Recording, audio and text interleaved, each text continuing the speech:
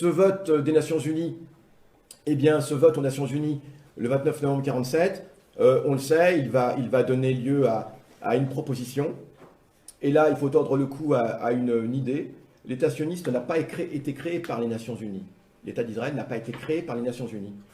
On voit ça écrit partout, c'est absolument faux. Les Nations Unies n'ont pas le droit de créer des États. N'ont pas le droit de créer un État. Il n'y a nulle part dans la Charte des Nations Unies le droit de créer ou de défaire, d'ailleurs, un État.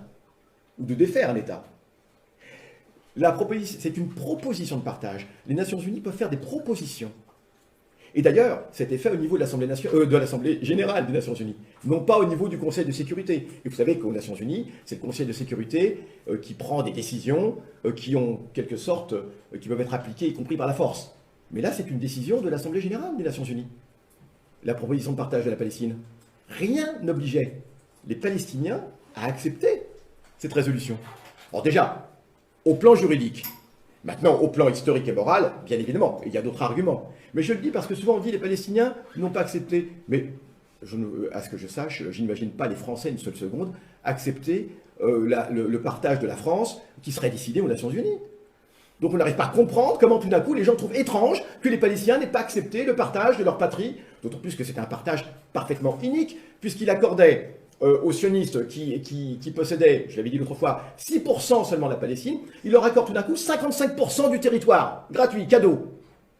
C'est extraordinaire. Au nom de quoi les Palestiniens auraient dû accepter? D'autant plus que, et là c'est aussi un point important, le problème, c'est pas uniquement la présence de sionistes en Palestine, la question de savoir de quelle façon ils sont présents. Sur un mode colonial, sur un mode de refoulement des populations indigènes. Et c'est ça qui est important de dire.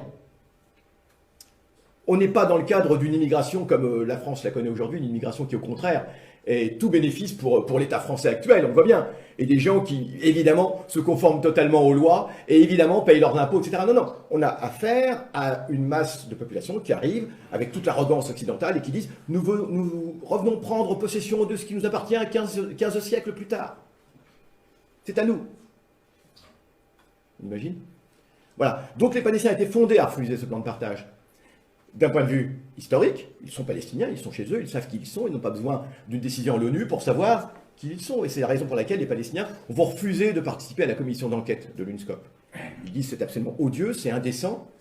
Comment devrions-nous donner des preuves sur qui nous sommes, sur le pays où nous vivons, sur notre terre? C'est quelque chose d'incroyable. Parce qu'on dit souvent les Palestiniens auraient dû participer, mais c'est absolument indécent. Non, les Palestiniens étaient absolument fondés à refuser ce plan de partage. Il était absolument inique, aucun plan de partage ne pouvait être accepté, et la concession des Palestiniens était de dire « nous voulons une Palestine unie ». Nous voulons, et c'était déjà une concession énorme, compte tenu de ce qui s'était passé dans l'entre-deux-guerres, et la guerre qu'ils avaient subie, où les sionistes étaient aux côtés des Britanniques. Mais ils disaient « nous sommes prêts à ce qu'il y ait une Palestine unie, où tout le monde aura égalité de droits, etc. » Et le Haut Comité arabe, évidemment, faisait cette proposition. Cette proposition a bien sûr été écartée. Le vote a eu lieu, et là, on revient un petit peu sur la France. Le reste, on le connaît. Je ne vais peut-être pas m'apesantir sur tout le reste. On l'avait vu aussi l'autre fois sur tout ce qui va être la Nakba, etc. Mais enfin, on le sait, hein, avec Der Yassin, avec l'expulsion, avec tout cela. Et on va focaliser, si vous me permettez, plus sur la France. Comment ça va être vu du côté français, pour comprendre le reste. Alors d'abord, sachons que la France a joué un très grand rôle dans ce vote aux Nations Unies. La France a même joué un rôle déterminant. On peut même dire que le vote de la France a eu une responsabilité. La France a une responsabilité historique dans la perte de la Palestine. Elle a eu une responsabilité historique. D'abord parce que son vote va entraîner le vote d'autres pays plus petits qui traditionnellement votaient comme la France. Pourquoi? Parce que vous savez que depuis de nombreux siècles, depuis François Ier, hein, la France avait hérité dans la région de prérogatives, d'un certain nombre de droits. Donc il y avait un lien particulier. La France avait un droit de regard sur les chrétiens d'Orient. D'accord, la France avait un droit de regard sur les chrétiens d'Orient. C'était un accord qui avait été passé entre Soliman le Magnifique et François Ier, donc comme je l'avais dit.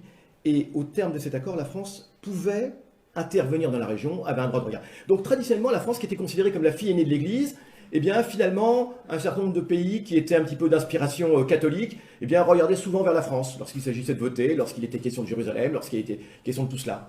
Et donc on regardait un petit peu vers la France, et du coup, eh bien, le vote de la France était vraiment attendu. Au premier tour, alors, je vais passer les détails, au premier tour, ce fameux vote des Nations Unies, les sionistes n'ont pas obtenu la majorité. Et là, il va y avoir une entorse totale au droit, c'est aussi un des nombreux dénis de justice qu'il va y avoir. On va refaire un second tour. Alors, je vous passe les détails, on va refaire un second tour parce qu'on voulait absolument aboutir à un résultat positif pour les sionistes. Donc, un deuxième tour, alors que, il faut quand même le savoir, le projet sioniste a été rejeté dans un premier temps. Il a été rejeté. Et du coup, eh bien, la France va intervenir, prétextant d'aider, etc., d'aider à trouver une solution entre tout le monde. Elle va permettre qu'on ait un jour de délai, etc., et ce jour de délai va être mis à profit par les sionistes pour faire se retourner certaines délégations, au contraire. Et faire davantage de pression pour que certaines délégations changent leur vote qui était négatif en vote positif. Ce sera le cas notamment pour les Philippines, ce sera le cas pour le Libéria, ce sera le cas pour Haïti, avec des menaces concernant le Libéria, de la part de Firestone, le fabricant de pneus, de ne plus acheter les VA du Libéria pour faire les pneus. Enfin, ce qui était une des ressources principales du Libéria. Bon, on pourrait citer avec Haïti la menace de se voir supprimer les aides de la part des États-Unis, si ces pays-là ne changeaient pas leur vote en vote positif. Enfin, j'en passe, c'est les meilleurs. Toujours est-il qu'au second tour, eh bien, la France, votant pour le plan de partage, elle va entraîner derrière elle un certain nombre de pays, notamment les pays du Benelux, un certain nombre de pays d'Amérique latine, qui vont voter comme la France. Et le vote va être acquis. Mais ce vote lui-même est un déni totalement. Si tant est qu'on puisse considérer qu'il était légal. Mais évidemment, du point de vue des Palestiniens, ce vote même était absolument illégal. Absolument illégal. Et c'est ce que Jamel Bey Husseini, qui est le représentant à l'ONU, dira. Et l'expression, elle sera la suivante. Ce qui vient de se passer aux Nations Unies est un des plus grands scandales politiques de toute l'histoire. Et il a raison. Parce que le problème, on a vu auparavant des peuples en Abayard de Haute prendre les terres, etc. Mais là, on va avoir un hold-up total sur une terre totalement avalisée par l'ONU, marqué du sceau. Alors en plus, marqué du sceau de la démocratie retrouvée, de la libération du monde du fascisme, du nazisme, de l'oppression. Et c'est ce tampon démocratique qui va être donné au rapt de la Palestine. Absolument inouï.